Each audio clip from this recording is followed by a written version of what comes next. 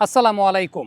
আজ থেকে কদিন আগেই ভাইভব সূর্যবংশীর ব্যাটিং বৈশিষ্ট্য নিয়ে আমরা একটা অ্যানালাইসিস করেছি অনফিল্ডের পর্দায়। ফেসবুকে অলরেডি 1 মিলিয়ন মানুষ সেই ভিডিওটা দেখেছেন, ইউটিউবেও বেশ কিছু উল্লেখযোগ্য সংখ্যক ভিডিওটা দেখেছেন।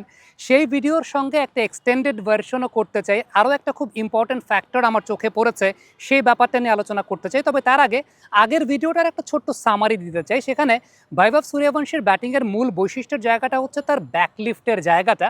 মূলত তার ব্যাকলিফটটা 3টা ভাগে বিভক্ত। প্রথমত হাই ব্যাকলিফট অবস্থায় তার ব্যাকলিফটটা থাকে, সেখান থেকে বোলার যখন তার রিলিজিং ফেজে আসছেন সেই সময়টাতে ব্যাকলিফটটাকে লো ব্যাকলিফট করেন এবং সেটা অনেকটা 45 ডিগ্রি অ্যাঙ্গেলে।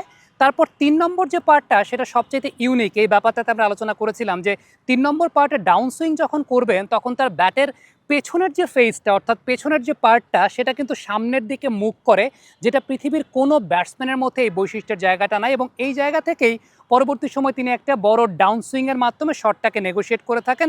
তার বড় বড় ছক্কার জায়গাগুলো আমরা দেখি, যেখানে 3 নম্বর পয়েন্টটা নিয়েই আমরা সবচেয়ে বেশি কথা বলেছি, যেখানে আসলে ব্যাটের পেছনের পোর্শনটা সামনের দিকে ফেস করা থাকে। এটা অদ্ভুতভাবে কীভাবে ভাইভব সূর্যবংশী করেন সেটা আমি জানি না, কারণটা হচ্ছে এর কোনো ব্যাখ্যা আসলে নাই। পৃথিবীর বড় বড় ক্রিকেট বিশ্লেষকরাও আসলে ব্যাপারটাকে ডিকোড করতে পারেন নাই যে এইরকম জায়গা থেকে ব্যাটের পেছনের পোর্শনটাকে সামনের দিকে করে সেখান থেকে ডাউন সুইংটা কীভাবে তিনি করেন। তবে এর সঙ্গে সঙ্গে আরেকটা খুব গুরুত্বপূর্ণ বিষয় আমার চোখে পড়েছে, সেই ব্যাপারটা নিয়ে আলোচনা করতে চাই। এক্ষেত্রে আমি এবি ডিভিলিয়ার্স এবং আরও একজন প্রমিনেন্ট ব্যাটারের সঙ্গে ভাইভব সূর্যবংশীর সাইড অ্যাঙ্গেল ভিউটা একটু কম্পেয়ার করে দেখাতে চাই।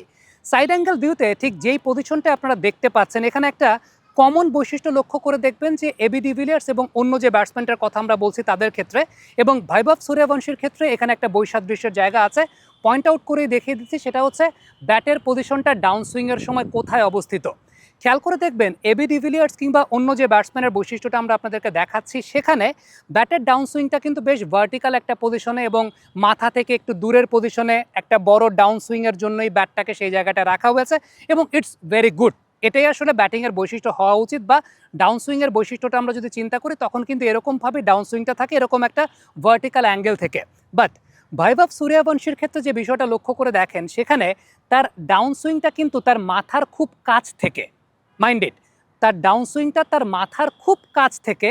অন্যদিকে নর্মাল একজন ব্যাটার, যে কোনো ব্যাটারেরই, যে কোনো প্রমিনেন্ট ব্যাটারেরই, যে কোনো গ্রেট ব্যাটারেরই ডাউন সুইংটা খেয়াল করে দেখবেন যে মাথা থেকে দূরে একটা সার্টেন পজিশনে, একটা সার্টেন ডিগ্রি অ্যাঙ্গেলে, সেখান থেকে একটা ডাউন সুইং করছেন খুব প্রমিনেন্ট ওয়েতে ভার্টিক্যাল অ্যাঙ্গেল থেকে, এবং তখন শটের পাওয়ারটা জেনারেট করছেন বা টাইমিংটা অনেক ভালো মতো এনশিওর করছেন। বাট ভাইভব সূর্যবংশীর ব্যাটের ডাউন সুইংটা শুরু হয় তার মাথার খুব কাছ থেকে।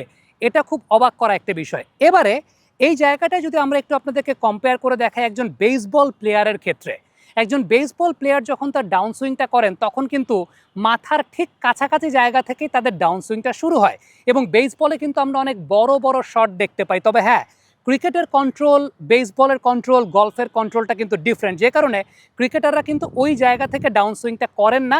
বাট ভাইভব সূর্যবংশী করেন এবং তিনি সেটা করতে পারেন। সেটা তিনি প্র্যাকটিস করে শিখেছেন নাকি তার ন্যাচারালি বিষয়টা এরকম হয় সেই ব্যাপারটা জানি না, তবে ডাউন সুইংয়ের ক্ষেত্রে এই জায়গাটা সবচেয়ে প্রমিনেন্ট। এখন আপনি প্রশ্ন করতে পারেন যে ভাইভব সূর্যবংশীর যেহেতু মাথার কাছ থেকে তিনি ডাউন সুইংটা করেন, এতে তার অ্যাডভান্টেজটা তিনি কী পান, বা এবি ডিভিলিয়ার্স বা অন্যান্য ব্যাটসম্যানদের ক্ষেত্রে ডাউন সুইংয়ের জায়গাটা মাথা থেকে একটু দূরে থাকলে ভাইভব সূর্যবংশীর চাইতে কম অ্যাডভান্টেজটা আসলে কোথায় হয়? বাবা, এত এনার্জি কই পাও? এই পাওয়ার চুমুকে অ্যাকশন।